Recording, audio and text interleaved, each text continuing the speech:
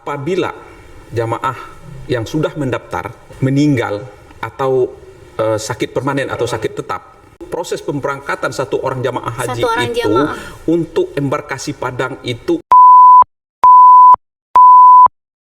RA boleh nggak Pak? RA boleh. Kan ini ada manasik, ya, manasik sekolah-sekolah, madrasah-madrasah, TK, PAUD, boleh nanti ini kan. Tapi ada tarifnya.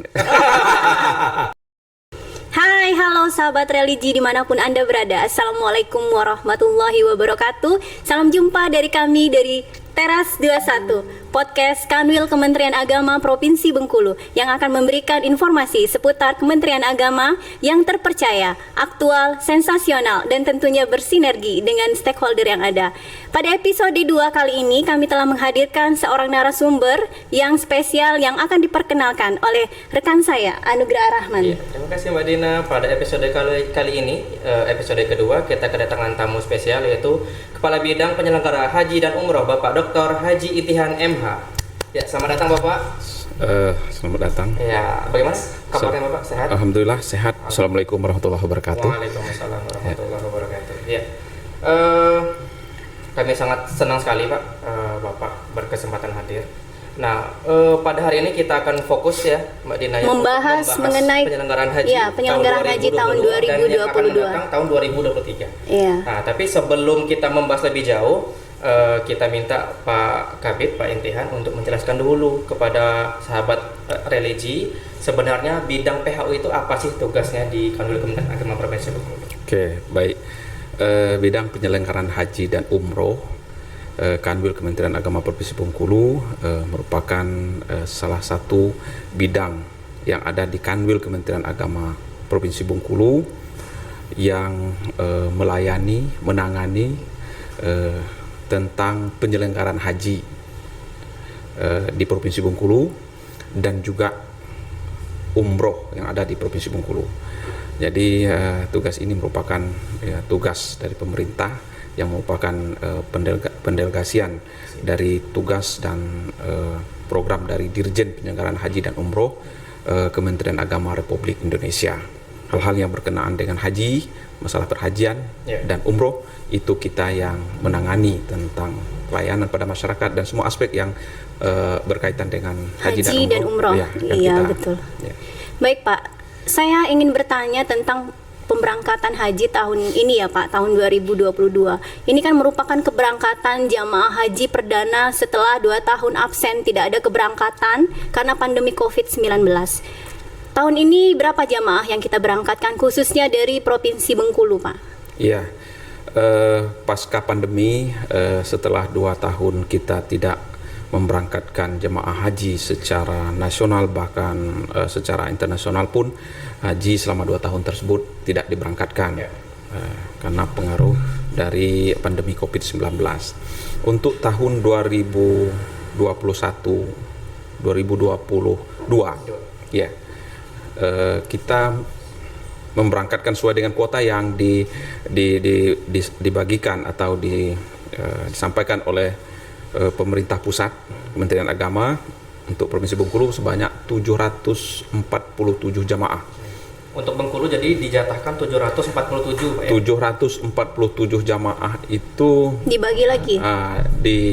Dibagi dengan 10 kabupaten kota se-Provinsi Bengkulu. Masing-masing kabupaten kota berbeda kuotanya masing-masing sesuai dengan yang telah ditentukan oleh pusat gitu.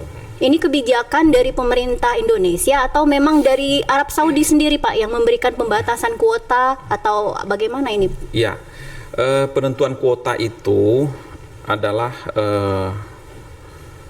penetapan dari pemerintah Arab Saudi yang pada kondisi normal jamaah haji dunia itu berjumlah 2,5 juta. Yang dalam kondisi normal Pak ya? Di luar Arab Saudi. Untuk tahun 2022 ini kuota tersebut dikurangi menjadi 1 juta untuk jamaah di luar Arab Saudi. Arab Saudi ya? Iya. Hanya 1 juta ya Pak? Iya, 1 juta.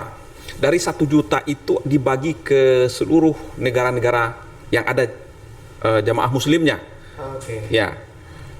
Seluruh dunia ya artinya Pak ya? Seluruh dunia itu tahun 2022 hanya 1 juta diberikan oleh pemerintah Arab Saudi.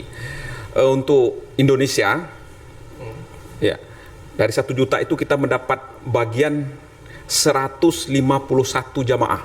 151 jamaah. Ya, 100.051 jamaah. 100.051. Ya, artinya dari Sekitar 10% ya berarti. 10% lebih. Ya, 10% lebih. Karena jamaah haji Indonesia ini kan udah jamaah terbesar di dunia.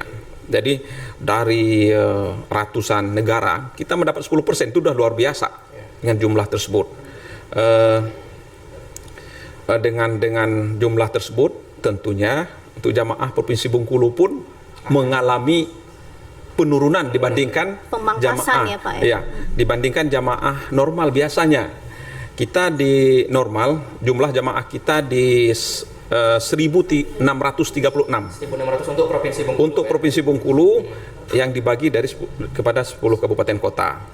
Nah, sedangkan tahun ini kita lebih kurang persentasenya itu adalah 45,6%. Maka dapat angka 747 jamaah tahun 2022 ini.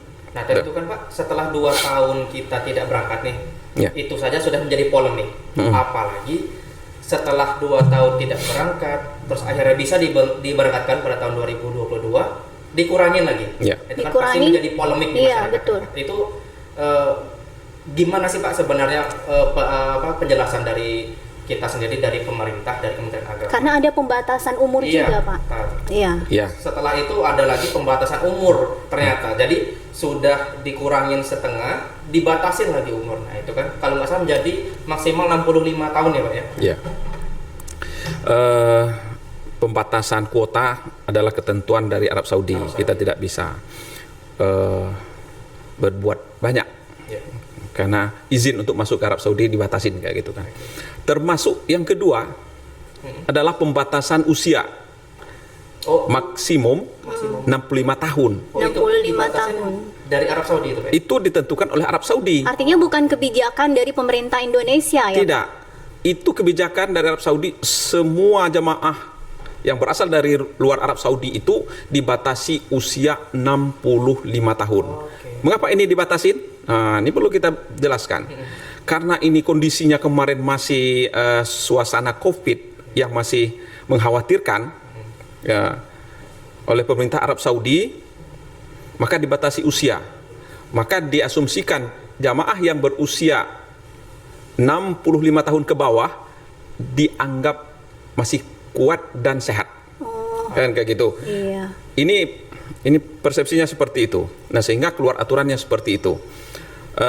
Jadi banyak jemaah kita memang ya agak sedikit kecewa karena usia udah lama nunggu di atas 65 tahun belum bisa diberangkatkan. Karena mereka juga resah Pak. Ya. Usia sudah lanjut, sedangkan untuk berangkat haji waiting listnya dimundurkan lagi. Ya, ya, karena ya. ada resiko, mungkin mereka memikirkan faktor kesehatan ataupun resiko untuk meninggal dunia mungkin kan. Karena itu yang menjadi kekhawatiran masyarakat kita. Iya, karena itu sudah ditentukan sedemikian.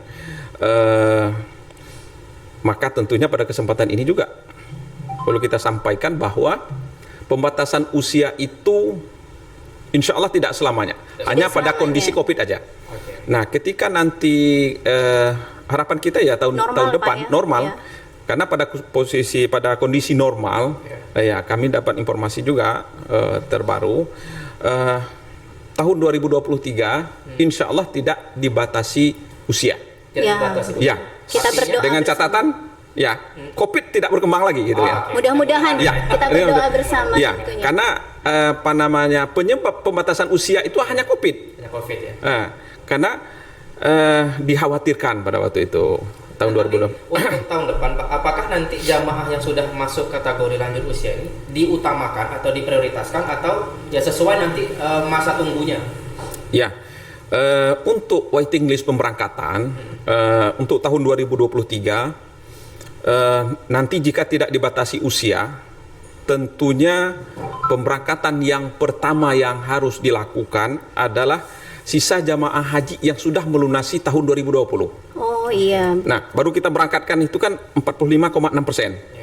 Jadi masih ada 50,4% ya. Itu didahulukan. 54% Ya. yang kemarin belum berangkat Ya. didahulukan untuk berangkat. Ya, dengan tidak membatasi usia harapan kita, dengan tidak membatasi usia. Nah kemudian jika 100% kan tentunya kurang, nanti akan ditambah lagi pada waiting list berikutnya yang belum melunasin.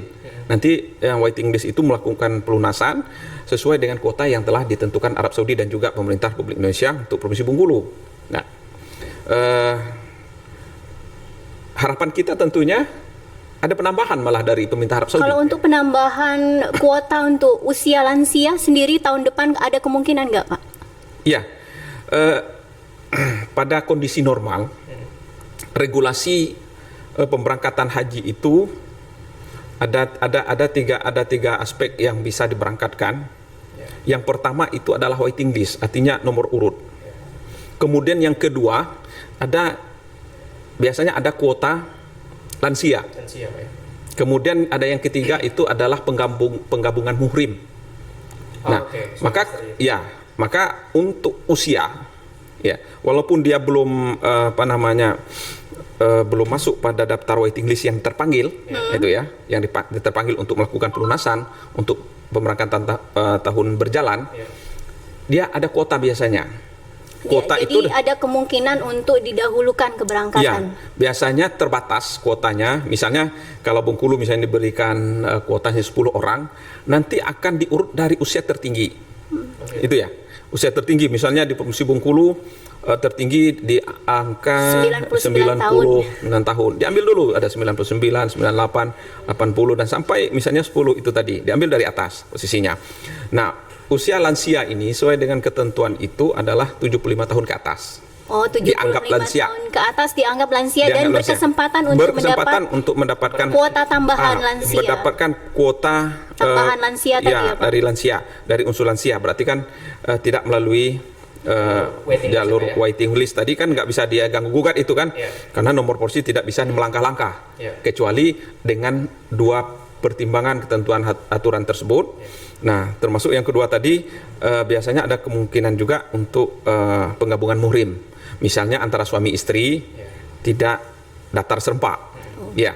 Istrinya lebih dulu. Istrinya lebih dahulu atau suami lebih dahulu, kemudian jarak beberapa tahun, kemudian istrinya juga mendaftar misalnya. Nah, tapi ada juga ketentuannya. Ketentuannya itu minimal sudah menunggu itu 3 tahun. Minimal 3 tahun. Ini menunggu 3 tahun untuk yang baru mendaftar atau yang duluan mendaftar, Pak? Dia sudah mendaftar selama 3 tahun, artinya sudah jadi waiting list selama 3 tahun.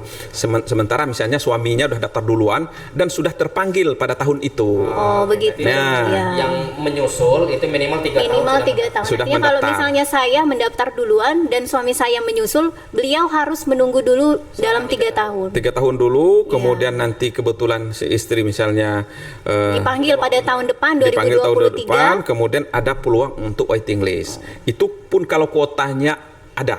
Dalam kan gini, itu tidak wajib negara harus mengakomodir, tidak selalu ada, dan kuota juga terbatas.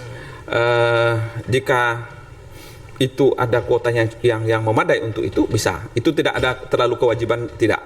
Tapi kuota itu kuota alternatif lah gitu kan, tambahan-tambahan. Tapi itu ada ketentuan dalam peraturan perundang-undangan, itu kan ya seperti itu. Ya.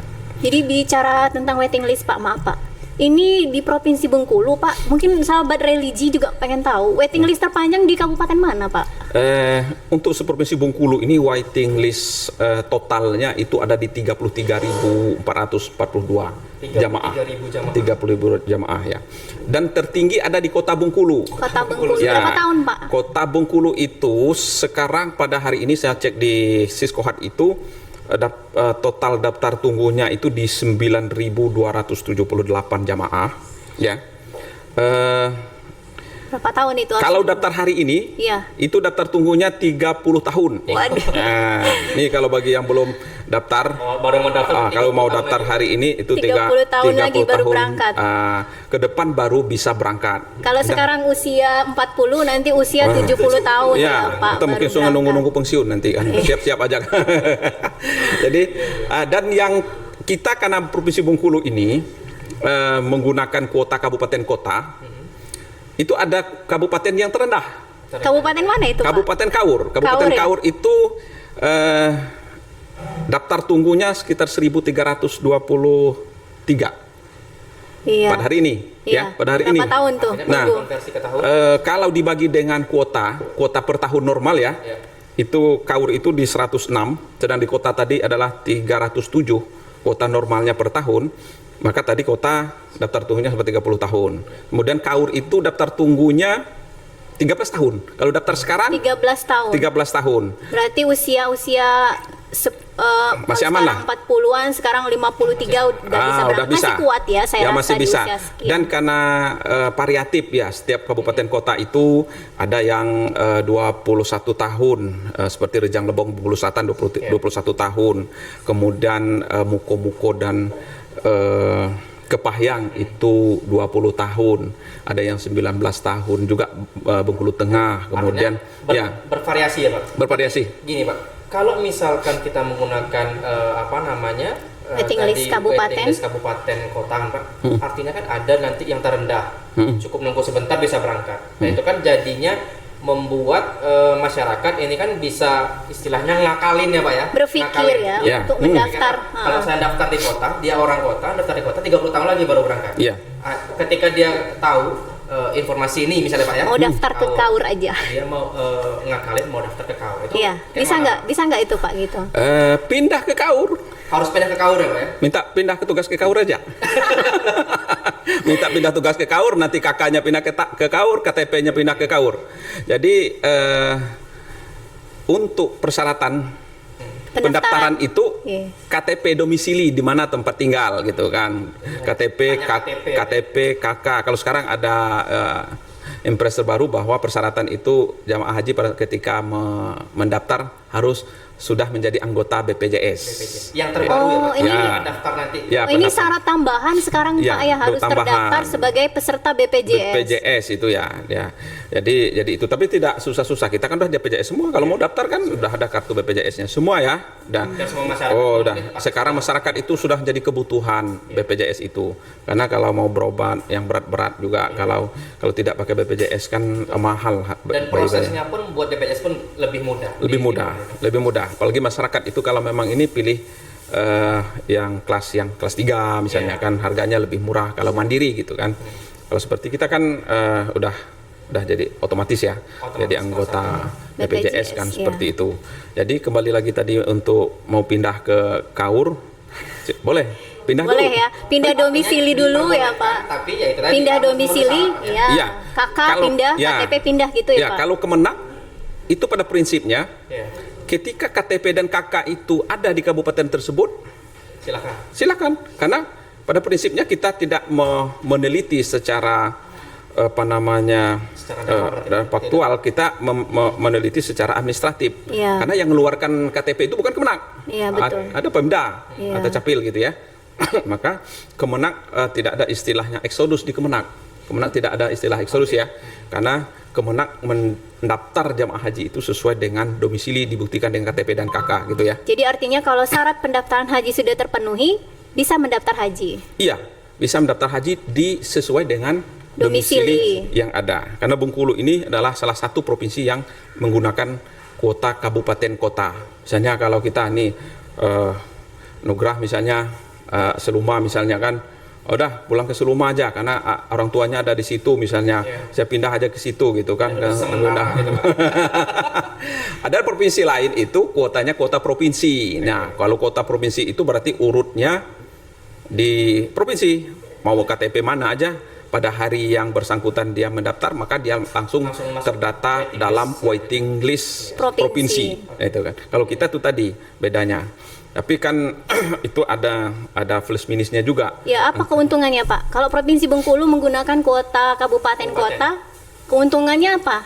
Ya, kalau kuota kabupaten kota itu, karena yang menentukan itu jenis-jenis kuota itu adalah ketetapan gubernur berdasarkan hasil rapat bersama dengan kepala daerah kabupaten kota atau wali kota bupati ya. Kalau keuntungannya, kabupaten kota itu dia mendapatkan kepastian kuota setiap tahun. Itu ya. Itu jadi Kemenak maupun Pemda kabupaten kota, dia sudah bisa menganggarkan berapa biaya pemberangkatan dengan jumlah jamaah yang sudah ditetapkan. Dalam proses penganggaran dia sudah bisa terencana gitu kan. Artinya sudah bisa dibayangkan untuk pelaksanaan haji tahun depan sudah merencanakan Belum anggaran tahu. sekian. Iya, misalnya muko-muko dengan kuota misalnya sekarang 199 orang misalnya kan. Dia sudah bisa menganggarkan untuk kuota sekian untuk pemberangkatan dari muko-muko ke asrama haji Bengkulu menggunakan berapa bis gitu kan. Jadi sudah bisa dianggarkan tahun sebelumnya.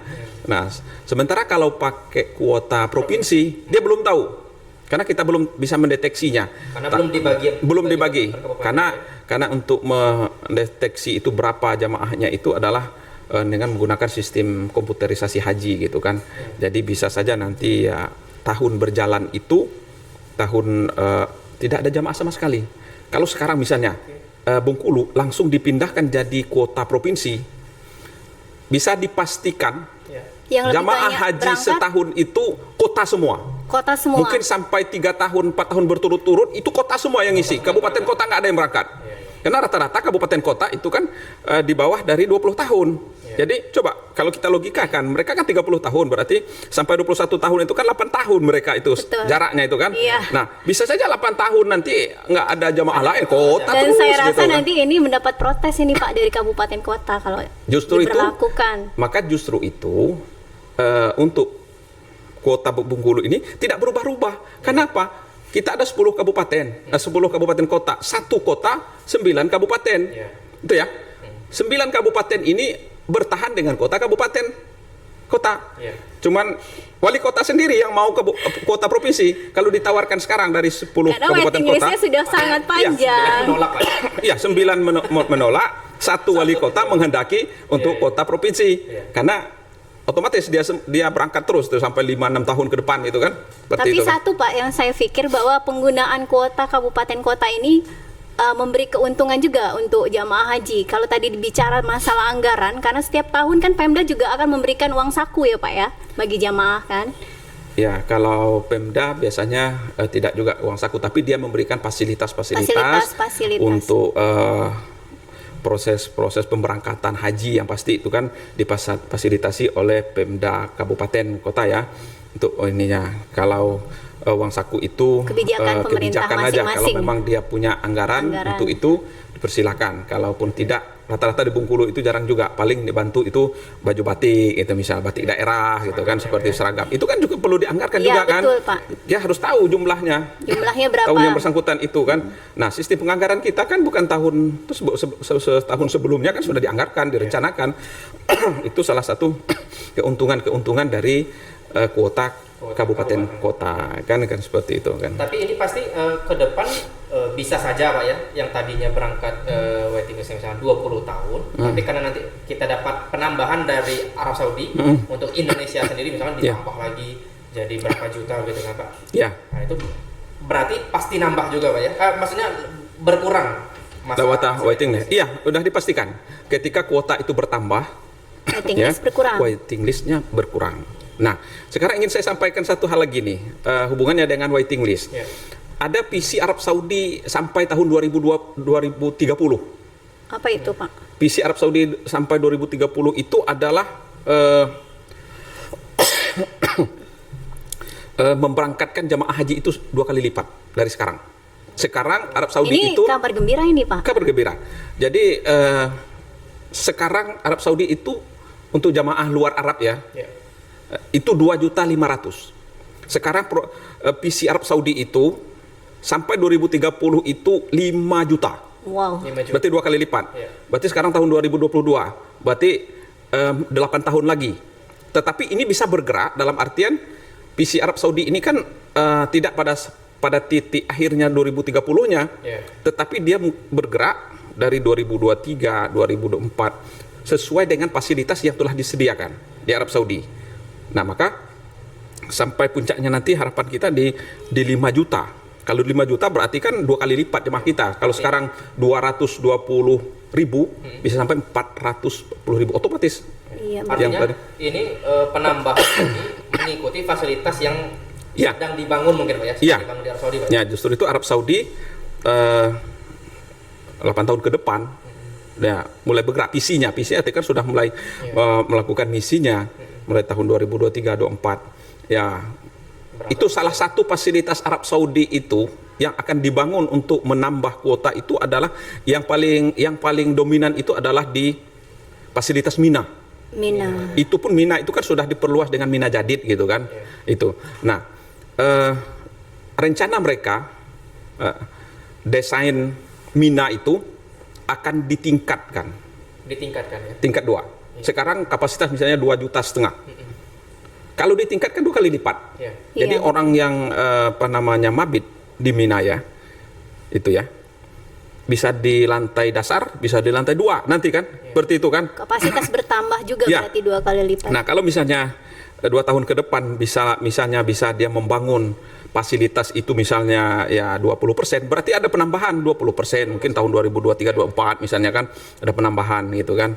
Mungkin tahun 2023 kan mungkin belum kan, karena ada proses kan gitu kan.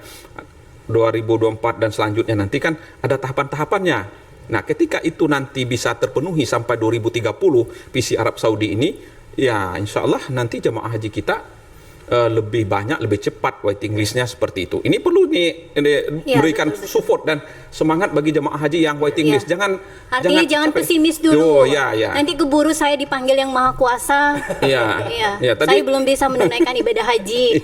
Karena ini kabar gembira Pak, penambahan. Ya, itu kalau kemarin banyak yang bertanya itu masalah usia tadi. Pak, kami mau cabut aja lah, kamu batal aja katanya, karena kami udah lebih dari 65 tahun, atau sekarang saya umur 65 tahun, daftar tunggunya saya masih 15 tahun lagi, nanti 75 tahun saya nggak bisa berangkat katanya kan. Saya bilang jangan pesimis, itu aturan tahun ini aja. Nanti tahun depan dan selanjutnya tidak dibatasi usia lagi. Kita tidak tahu ada perubahan aturan apa di tahun depan. Ya, harapan kita dan sinyal dari Arab Saudi sekarang itu tidak pembatasan umur lagi. Insya Allah tahun depan. Kuncinya hanya itu, kita berdoa bersama-sama COVID nggak kembali lagi. Kalau COVID, pandemi selesai. Kalau pandemi itu tidak selesai, ya tidak menjamin juga kita kan. Itu doa kita seluruh manusia di jagat di bumi ini kan. Mengharapkan pandemi itu tidak kembali lagi, gitu ya. Ya baik. Ada pertanyaan ini Pak. Gini Pak.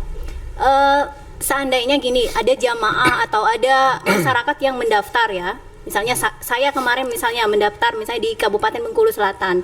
Dan sekarang mutasi nih ke Provinsi Bengkulu dan akan berangkat misalnya di tahun 2024, itu bisa nggak Pak kita mendaftar di Kabupaten Bengkulu Selatan karena domisili sudah di Bengkulu, kita pindah nih sama-sama aja sih sama jamaah di Provinsi Bengkulu, bisa seperti itu Pak? Ya, mutasi itu bisa pada saat tahun pemberangkatan.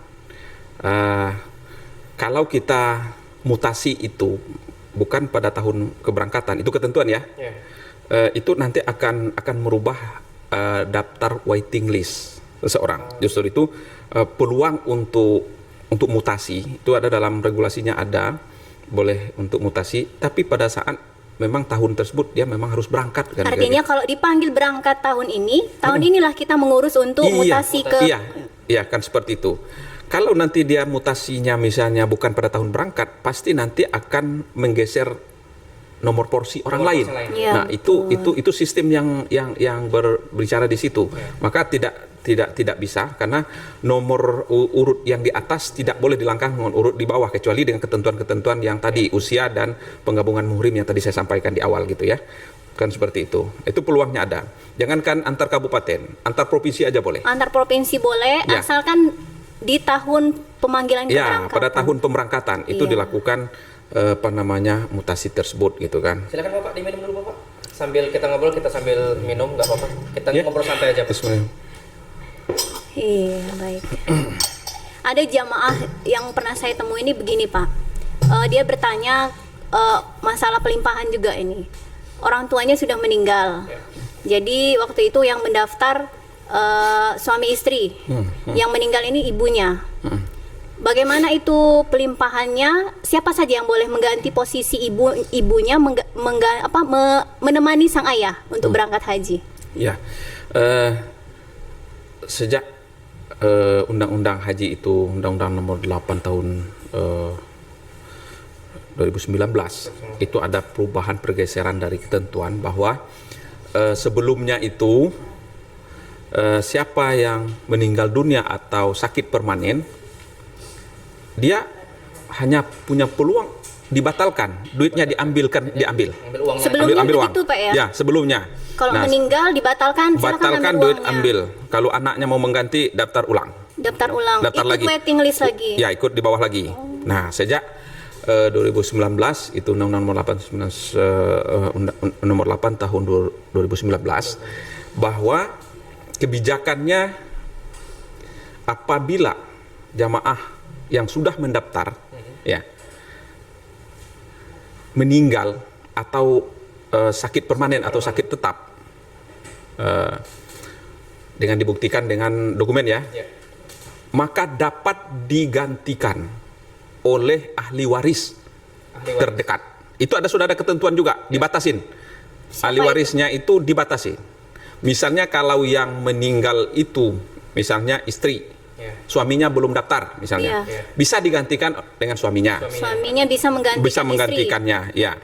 Kemudian hanya satu garis saja, garis ke atas, ke samping, ke bawah, itu kan itu. Jadi jika misalnya anak sudah daftar meninggal, boleh digantikan oleh bapaknya, oleh ayahnya atau ibunya. Ayah atau ibu menggantikan anak yang meninggal. Yang meninggal. Atau saudara kandung. Saudara kandung. Ya, saudara kandung itu diperbolehkan untuk mengganti atau mendapat pelimpahan nomor porsi tersebut. Kemudian membuktikannya sebentar Pak, kalau saudara kandung membuktikannya dengan apa itu? Ada ininya, kakak, ada ini surat keterangan ahli waris. Oh gitu ya. Ada keterangan ahli waris ya. Ahli waris. Karena BIN-nya sama biasanya. Oh iya betul. BIN-nya bapak dan ibunya kan ada situ kan. Dilihat. Masa kita bohong gitu kan? Nah, jadi BIN-nya sama, berarti saudara kandung kita. Kemudian anak, misalnya orang tua sudah daftar gitu. Tinggal. Nah, ini yang banyak biasanya. Nah, karena bapak dan ibunya daftar, tahu-tahu bapaknya meninggal, maka diganti atau dilimpah nomor porsinya pada anaknya. Itu hanya sebatas itu saja. Menantu nggak boleh. Menantu nggak boleh. Menantu nggak boleh. Menantu nggak boleh, Nuk. Menantu nggak boleh. Karena udah nasabnya udah berbeda, kan seperti itu kan. Jadi benar-benar ahli warisnya ya Pak ya. Hanya ahli waris itu yang berhak untuk menggantikan itu. Nah, jika tidak ada ahli waris, pilihannya mengambil uang. Ya, uangnya diambil. Oke, Pak. Kemarin yang sempat juga mungkin viral ya, masalah pengambilan uang. Kan sempat beredar isu itu kita sudah daftar nih sudah berapa tahun gitu kan Pak. Kalau nggak salah kan kalau kita DP Pak ya, DP untuk pemberangkatan haji itu 25 juta. Apakah benar Pak kalau kita sudah menunggu 10 tahun, kita mengambil uang, artinya kita enggak jadi berangkat ke pembatalan, yang didapat hanya 25 juta? Ataukah ada perhitungan lain kalau dari kayak orang deposito maksudnya? Ya mungkin seperti itu kan, itu mungkin sahabat religi perlu penjelasan. Sampai saat ini ketentuannya namanya biaya daftar awal, namanya itu ya, istilahnya DP tadi. DP tadi 25 juta gitu ya. Sampai saat ini itu ketika terjadi pembatalan itu belum ada ketentuan yang real gitu ya. Tapi wacananya ada dari BPKH, Badan Pengelola Keuangan Haji itu sistemnya dengan menggunakan virtual akun. Jadi setiap pemanfaatan keuntungan ya dari pemanfaatan uang itu akan masukkan secara otomatis di rekening kita. Tapi itu belum ada regulasinya sekarang, itu masih tahap-tahap wacana yang dilakukan ini. Nah, jadi sekarang juga mungkin kalau berbicara tentang biaya haji, mungkin saya bisa kembangkan ya. Kan banyak persepsi masyarakat sekarang tentang biaya haji Indonesia, haji mahal, hajinya itu uang haji macam-macam, uang haji diselewengkan untuk pembangunan, digunakan untuk itu. Ya, ini perlu saya sampaikan, ya perlu kita clear informasinya. Saya jelaskan dulu dari biaya haji tahun 2022 yang terakhir ini ya. 2022. Nah, biaya haji tahun 2022 ini real Ya, real yang Realnya, digunakan, ya. real yang digunakan untuk proses pemberangkatan satu orang jamaah haji Satu orang itu jamaah. untuk embarkasi Padang itu 95 juta, 400 95. 95 juta. Wow. Berarti 400 artinya dua- selisihnya sedemikian besar itu Selisihnya untuk tahun 2020 Ya. yang melunasi kemarin itu 33.174 juta. ya, Pak. Jadi artinya ada 62 juta. 2 juta itu Ya. disubsidi oleh pemerintah. Ya, maka ini perlu saya jelaskan. Ya. 62 juta ini adalah subsidi dari BPKH. Nah, jadi saya jelaskan juga BPKH ini siapa. Nah, BPKH ini berdasarkan Undang-Undang Nomor 34 Tahun 2014 bahwa adalah lembaga negara ya yang independen, yang ditunjuk oleh negara, ini bertanggung jawab langsung kepada presiden ini, yang berkewajiban dan berwenang untuk melakukan pengelolaan terhadap dana haji Jadi Indonesia. ya, Dana lembaga haji inilah Indonesia. yang mengelola. Ya, dia mengelolakan dana haji. Iya, betul. Sebelumnya itu dikelola oleh melalui rekening Kemenak. Ya. Kementerian Agama Ya, sebenarnya, ya. sejak Undang-Undang Nomor 34 tersebut, maka BPKH ini adalah lembaga independen yang tidak bisa dipengaruhi ya oleh lembaga mana. Dia kewenangannya untuk mengelola keuangan haji. Jadi lembaga Indonesia. inilah yang memberikan subsidi. Ya. Nah, jadi dari dana haji kita kan ada daftar tunggu tadi kita cerita Iya. tadi kan ada yang sampai 30 tahun, ada 15 tahun, ada 20 tahun gitu kan. Nah, uang yang lama tersimpan ini itu dikelola oleh BPKH ya Ya. untuk dilakukan pemanfaatannya supaya uang ini ada manfaatnya, berkembang gitu. Berkembang. Ada keuntungannya lah gitu Iya. kan seperti itu kan. Nah, dari uang yang 25 juta yang kita titipkan Daftar sebagai awal ya, Pak, daftar ya? awal Daftaran tadi awal. itu kan dikelola oleh BPKH, maka mendapatlah keuntungan. Sekarang lebih kurang itu dana yang tersimpan di BPKH itu adalah 163 triliun. 160. Banyak. Ada punya duit segitu kan? Bayangin Belum kan? susah itu, Pak. Bayang kan? Itu kan? Banyak kan? Iya, iya. Nah, uang yang ratusan triliun ini dikelola oleh BPKH, Iya. itu ya. Nah, mendapat nilai manfaat. Nilai manfaat namanya, istilahnya bukan bunga itu bank. Kalau ini dikelola secara syariah, Iya. itu ya. Nah, ada beberapa aspek investasi yang dilakukan oleh BPKH ini terhadap dana haji yang cukup besar ini tadi, gitu ya. Ada yang ini kan diinvestasikan di deposito ada, tapi nggak banyak. ya. Kemudian dibeli dalam bentuk sukuk, membeli sukuk Apa itu? syariah. Sukuk syariah itu SBSN bisa. Oh, SBSN. iya. Ya, dibeli oleh pemerintah. Kalau istilah perbankan umumnya itu kan hampir mirip lah seperti saham lah gitu kan. Ya. Dia beli saham gitu ya. Ya, tapi yang membelikan ini adalah pemerintah. Pemerintah. Bukan dijual kepada swasta, bukan, Iya. tapi pemerintah. Karena apa? Ini low risk atau risiko rendah. Iya. Ketika sewaktu-waktu misalnya BPKH ingin uangnya ini, pemerintah langsung bisa mengembalikan. Jadi pemerintah Tapi ini siap, bisa di Iya. buyback, Pak, ya? siap sewaktu-waktu diminta. Iya, uangnya itu ada. Tersedia. Ya, tersedia. Jadi uang inilah dikelola, mendapat pemanfaatannya. Kalau dalam istilah bank itu kan bunga, kalau ini kan bukan. Ini namanya secara syariah itu namanya pemanfaatannya bagi usaha lah, hasil lah gitu kan, seperti itu kan. Nah, sehingga uang yang sebesar ini tadi dikelola, dapat biaya pemanfaatannya tadi mensubsidi yang tadi saya kembali lagi ke Jadi 62 juta artinya tadi. tidak cukup ya Pak dengan paling tinggi misalkan dalam 35 juta itu untuk berangkat haji nggak cukup ya Nggak Pak cukup ya. itu kan. Maka masyarakat harus tahu bahwa biaya haji itu besar. Kita bandingkan saja dengan umroh. Coba umroh sekarang 34 Betul, juta, betul. 35 juta. Iya. Berapa hari? 10 hari, 10 11 hari maksimal Iya, dengan gitu kan? dana sekian ya Pak. 34 juta. Nah, kemudian kita berlogika lagi. Dari dana 33 juta 174 yang di store tahun 2020 kemarin, Iya. ada dikembalikan lagi. Berapa dikembalikan itu? 1.500 real. Iya. Oke. dirupiahkan itu 6 juta. 6 juta. Coba berapa lagi sisaan bayar haji kita? 27 juta lagi. Murah kan? Lebih murah dari umroh. Iya, betul, Hajinya berapa? 40 sampai 41 hari. Iya. Dengan biaya Lipat dari pelaksanaan umroh, Pak ya. iya. Nah, pada tahun ini ada penambahan lagi layanannya lagi. Iya. Yaitu makan kalau dulunya 2 kali sehari, sekarang 3 kali sehari. Kali sehari.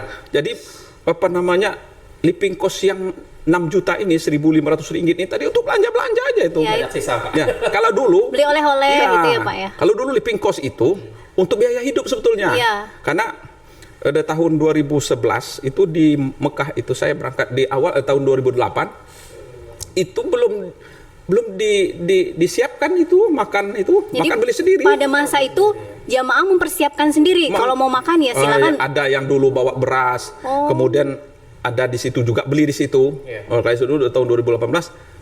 Artinya 2008 itu sekarang kalau jamaah berangkat nggak usah lagi bawa magicom Pak ya. nggak ada lagi istilahnya. Kita sudah siap menunya juga, udah menu Nusantara di situ. Menu Nusantara. Koki dari mana sih Pak? Kokinya di situ Indonesia, Pak ya? Ada sebagian dari Indonesia dan juga dari beberapa negara, tapi menunya sudah mendekati walaupun nggak pas seperti menu-menu misalnya harus pas nggak. Kita sistemnya zona agak mirip-mirip menunya menu Sumatera misalnya kan. Minimal mengobati rasa kangen ya Pak. Ya adalah Jadi sedikit menu. artinya jamaah tidak perlu khawatir lagi untuk ketersediaan makanan dalam satu hari karena Iya. sudah dilayani dalam 3 kali makan. 3 kali makan. Jadi info dari jamaah kita tanya kemarin, nggak sempat lapar di sana. Nasi belum sempat lapar, nasi udah datang lagi. Masya Allah. Udah dari masjid udah sampai lagi nasi. Jadi nggak sempat lapar jamaah haji kita. Alhamdulillah itu aspek peningkatan layanan jamaah haji tahun 2022 ini. Ada satu hal lagi kemarin layanan tambahan itu di Arafah dan Mina. Sebelumnya belum ada kasur dan bantal. Oke. Di Arafah Iya. itu sudah pakai kasur, pakai bantal. Dalam tenda itu udah dilengkapi Iya. kasur dan bantal. Ya, di Mina juga kan seperti itu. Sebelumnya itu nggak ada. Nggak ada ya Pak. Nggak ada. Nah, tapi resikonya tadi saya bilang tadi kan subsidi kita cukup besar. Tahun 2022 ini ada biaya masyair namanya. Masyair itu ya biaya tadi Armuna tuh di Arafah, kemudian di Mina. Kasur sama bantal itu tadi. Ada satu kasur satu bantal di Arafah, ada di Mina di situ kan. Tapi biayanya dari Arab Saudi cukup besar. Oke. Di luar dari Artinya apa? itu permintaan dari pemerintah Indonesia Pak. Enggak. Dari Arab Saudi. Dari Arab Ketentuan Saudi. mereka. Oh, mereka menyiapkan, cuma nanti kita yang Kalau kamu mau naik haji tahun ini gitu bahasa kita kan, Iya, iya. kamu siapkan dana sekian. Arab tuh nggak ada tawar-tawar itu, nggak bisa ditawar-tawar. Ya artinya sudah ketentuan dari sana dan Iya. kita mempersiapkan dananya. Ya itu pun tahun ini kemarin kan ada 2 tahapan biaya haji kita itu kan, tahapan penetapan. Yang pertamanya kan sebelum ada biaya masyair itu. Oke. Ya, sebelum ada biaya masyair itu untuk Bengkulu ini Embarkasi Padang itu cuma 978 juta sekian. Ya. Setelah ada dana masyair itu jadi sampai 95, sekian. Fasilitas apa yang kita terima? Kasur sama bantal aja. Tapi saya rasa jamaah juga tidak berkeberatan ya Pak. Iya, sebenarnya itu karena nggak keberatan tuh karena kemarin masih subsidinya dari BPKH nggak nambah-nambah Tidak gitu. dibebankan Nggak ke dibebankan pada jamaah. Kalau dibebankan ke jamaah berapa tambahannya Iya, itu? betul sekali. Itu untuk biaya masyair itu 1,5 triliun diminta oleh Arab Saudi itu Masya Allah. untuk jamaah haji 151 jamaah itu. Dibagi dengan jumlah itu satu orang itu sekitar 16 juta. Penambahannya Pak. Fasilitas tadi. Pak, Penambahan kasur. fasilitas. Kasur aja kalau kita beli kasur mungkin nggak cuma berapa juta. Tapi yang namanya Arab Saudi kan nggak bisa ditawar-tawar dia ketetapannya. Kan seperti itu. Jadi itu yang harus tahu juga sih Iya. Tapi jamaah kita. dalam artiannya tahun ini dengan fasilitas yang bertambah tadi, yang tadinya mungkin jamaah ini belum tahu nih ternyata di Mina dan Arafah ada disiapkan kasur. Jadi merasa puas dong Pak berarti. Masa puas, tapi subsidinya PPKH. Cari duitnya biar pemanfaatan dana haji itu ada keuntungannya kan. Iya. Seperti itu mikirnya. Jadi oleh karena itu biaya haji kita itu kan biaya haji termurah sebetulnya di dunia ini. Sedunia kita termurah Pak ya. Untuk mungkin negara-negara yang jauh dari Arab Saudi. Kalau yang dekat-dekat Arab Saudi itu mungkin mereka bisa jalan kaki aja situ. Itu sudah pemangkasan dana transportasi. Ya, transportasi. Nah, itu kan penambahan fasilitas di Arab ya Pak. Nah, Ya. kalau untuk kita sendiri Pak Provinsi Bengkulu, Ya, fasilitas apa ya? fasilitas apa yang sudah kita tambah untuk Mungkin pelayanan di asrama melayani gimana nih asrama Pak? haji yang akan berangkat di tahun-tahun selanjutnya. Iya, kita tahun ini karena ada indikator layanan jamaah haji itu, ada indikator dalam negeri, ada indikator luar negerinya, Arab Saudinya.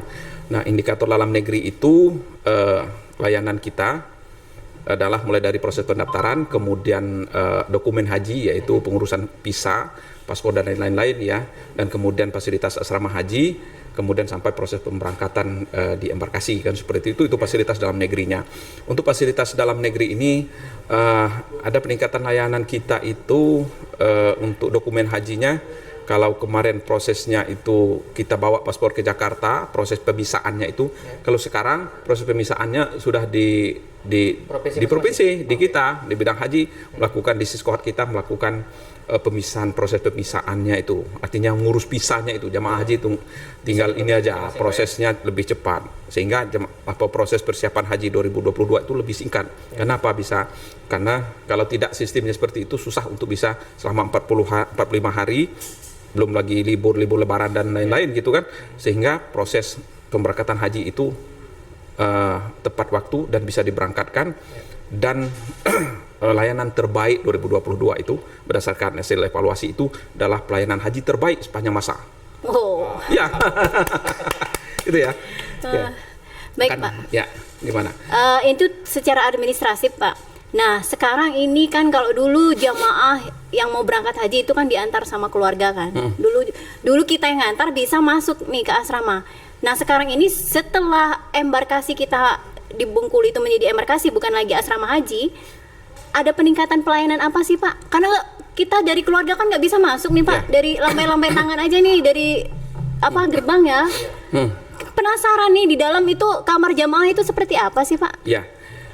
Untuk jamaah, untuk asrama haji layanan jamaah itu kita sejak tahun 2016 itu kita sudah menjadi embarkasi antara. Ya, 2016 Pak ya. Ya, jadi embarkasi antara itu dia beda dari yang dulu kita. 7 tahun artinya. Ya, udah masuk 7 tahun proses kita haji antara. Embarkasi antara itu beda tipis dengan embarkasi penuh. Karena kita udah nginap di asrama haji kita, di embarkasinya kita hanya pindah pesawat aja di bandara. Untuk fasilitas asrama haji kita itu ya, memang tadi dikatakan memang di embarkasi itu tidak boleh keluarga masuk karena SOP-nya seperti itu. Iya, betul. Nah, ketika jamaah haji itu sudah masuk asrama, dia itu sudah steril. Apalagi kemarin pada saat COVID, mereka sudah di VCR. Nggak boleh lagi nanti takut kalau ada terjangkit pandemi COVID kembali gitu kan. Memang SOP seperti itu. Baik COVID apapun tidak, memang pihak keluarga itu kan tidak bisa untuk masuk ke asrama haji.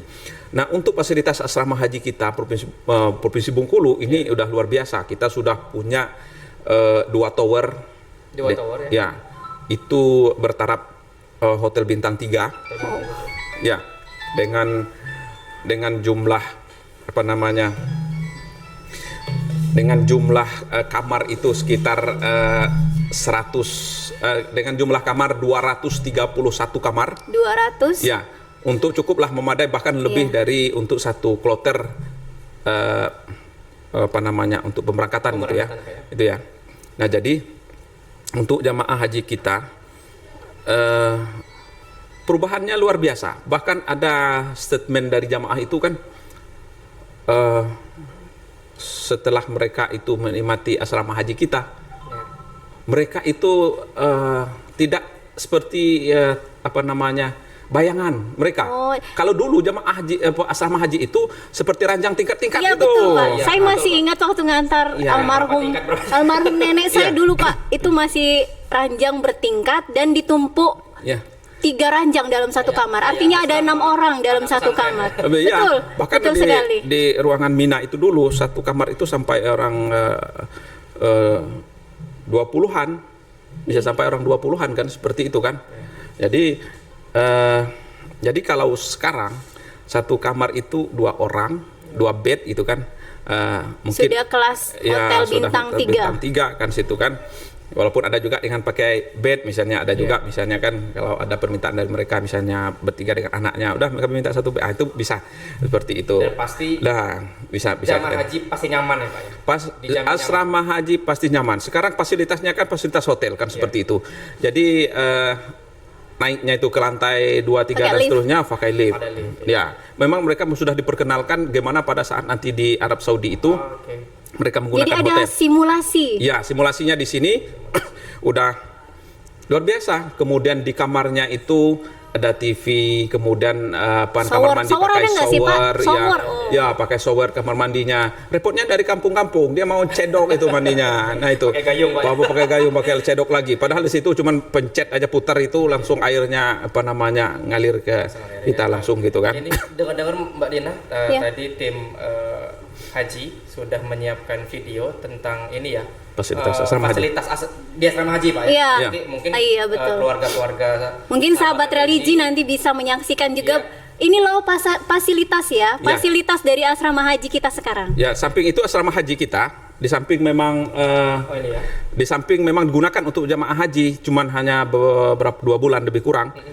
Lebih dari itu, asrama haji ini digunakan oleh masyarakat, disewakan untuk mendapatkan penerimaan negara. Oh, boleh Pak ya? Boleh menginap di sana. Memang ini ya. memang dimarketkan Dikelola untuk seperti itu ya, Pak? memang dimarketkan kalau bisa mereka mendatangkan PNBP Dan nantinya juga akan kembali ke untuk pengelolaan pengelolaan haji dan masuk juga ke kas negara. Itu semuanya. Sebelum ke pertanyaan selanjutnya Pak, kita lihat dulu Pak video ini Pak supaya keluarga-keluarga jamaah haji ini tahu. El Madinah Hotel Asrama Haji Bengkulu hadir dengan mengusung konsep mewah, modern, syariah dengan fasilitas megah. 220 kamar tersedia standar, superior, deluxe. Room meeting. El Madinah Hotel Asrama Haji Bengkulu, Hotel Bintang 3, bertarif Bintang 1. Nikmati semua hanya di El Madinah Hotel Asrama Haji Bengkulu. Best hotel in its class.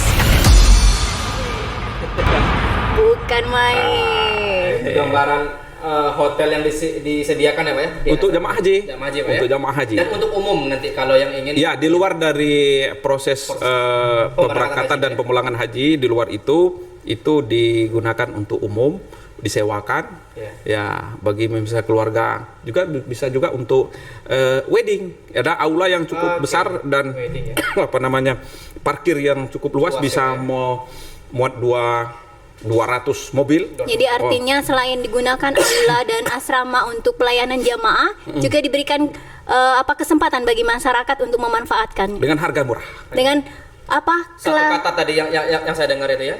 bintang 3 harga biaya biaya bintang 1. 1. Emang berapa Pak biayanya Pak? Murah. Cuman 200.000. Wah, hanya 200.000. Sudah Ya, bisa menikmati hotel bintang 3. Iya, mana ada bintang 3 yang harga 200.000? Nggak ada kan?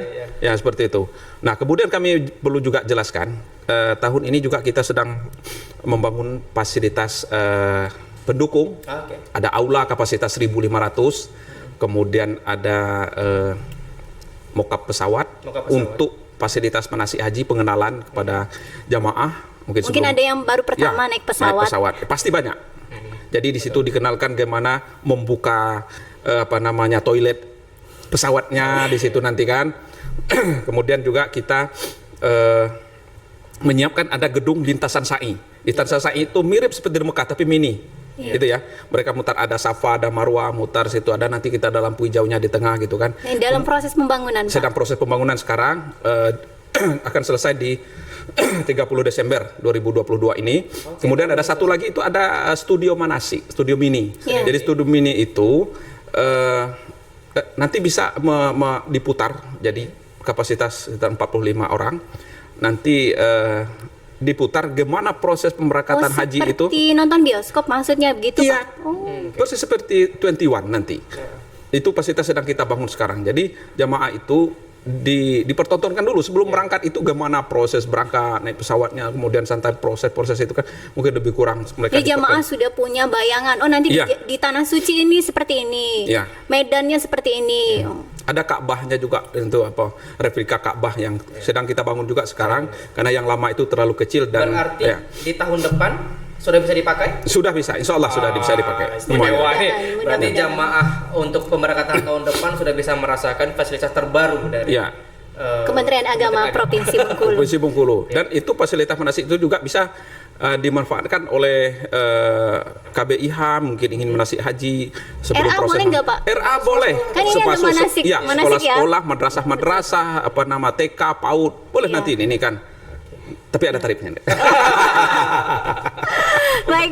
Silakan hubungi langsung ke Baik. pihak. Iya. Saya rasa cukup menarik perbincangan kita pada hari Iya. ini, Pak. Mungkin kalau kita ngobrol terkait haji ini nggak cukup, Pak. Nggak akan Hari ada ini habis-habisnya. nggak akan ada Iya. habisnya. Iya, betul. Nanti untuk perbincangan lain mungkin kita di lain waktu akan kita bahas lagi, Pak. Oke, baik. Siap. Pada intinya, sahabat religi tidak usah pesimis bahwa kemungkinan penambahan kuota akan Ada. ada dan pembatasan umur juga di tahun depan. Kalau COVID tidak ada, mudah-mudahan tidak ada pembatasan umur lagi, Ya. tidak ada pembatasan usia lagi ya Pak ya. Ya. Baik Pak, terima kasih atas kehadirannya di Teras 21 Pak. Ya, semoga sehat selalu, Bapak. Alhamdulillah, insya Allah. Iya. Amin. Baik sahabat religi, Sampai ketemu di kesempatan selanjutnya, Pak. Ya. ya kami akan mengundang Bapak dan kami berharap Bapak tidak bosan hadir di Teras 21. siap. Baik sahabat religi, demikian tadi perbincangan kita bersama Bapak Dr. Haji Imtihan MH, Bapak Kabid Haji dan Umroh. Dan saksikan lagi episode dari Teras 21 dan semoga perbincangan kita pada hari ini dapat bermanfaat. Wassalamualaikum warahmatullahi wabarakatuh. Waalaikumsalam. Ya, Waalaikumsalam warahmatullahi wabarakatuh. Sip.